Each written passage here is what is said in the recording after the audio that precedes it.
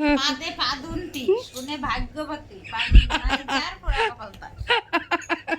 খেলাটা খুব ভালো করে শুরু হলেও লাস্টে হাসতে হাসতে সবাই গড়াগড়ি করতে করতে খেলাটা শেষ হয়। তো ভিডিওটা লাস্ট অবধি দেখো, বুঝতে পারবে।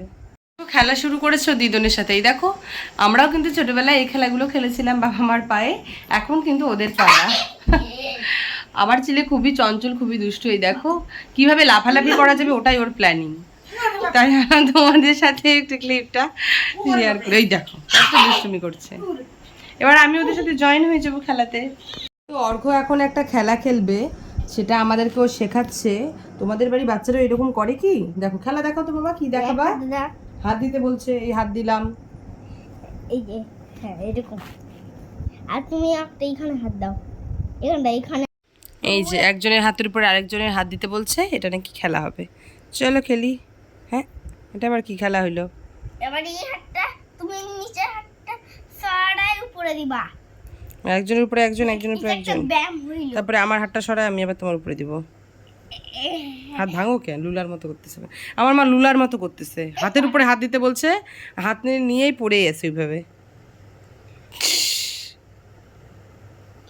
বাবা সব হাত নিয়ে চলে গেছে। দিদন কিছু পারে না, দিদন কিছু পারে না।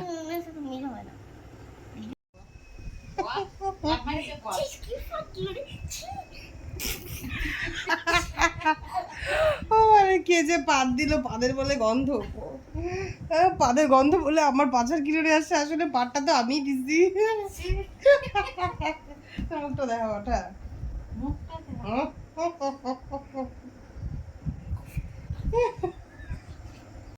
পাদে পাদুনটি শুনে ভাগ্যবতী ও মা, দিদুনের ডায়লগটা শুন। পাদে পাদন্তি পাদে ভাগ্যবতী, ও শুনে ভাগ্যবতী পাদনায় যাই পোড়া কপাল তার। ও এখন বের হলো, মাও নাকি একটা পাদ দিছিল।